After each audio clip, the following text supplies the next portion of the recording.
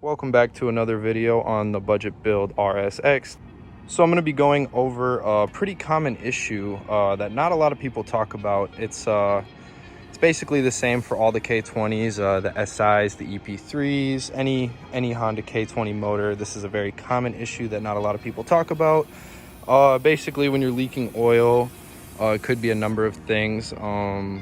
Could be your oil pan, it could be your oil filter, could be your valve cover gasket. But I was doing my oil change the other day and I came across a pretty hefty leak coming from my VTEC solenoid, which is right back here. And that's pretty common for these gaskets to go out, just because I mean they're pretty old and they're very small and nimble.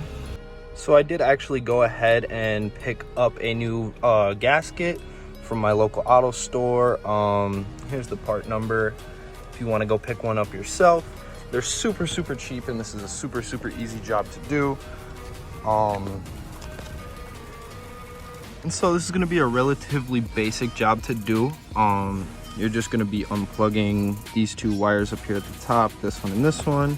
And then you're going to want to go down here, and then there's three 10mm bolts that you're going to be taking out. Once you take that out, you're going to be able to replace that gasket and hopefully fix that leak.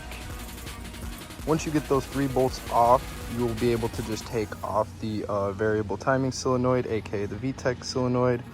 Comes right off, and as you can see, there is my issue. That's where it's leaking from. The gasket split right there. And as you can see, there's just oil all over this thing. So before I put the gasket on, I'm gonna clean it off a little bit, and then also make sure I get down in here and wipe that off with some brake cleaner, just so when I put it back on, it's all clean.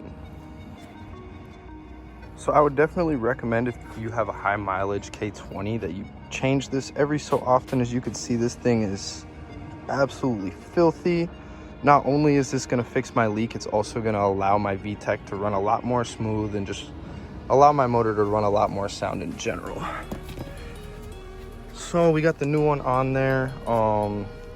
Just going to slap it right on with the three bolts, and then once I get that back on, should be all good to go.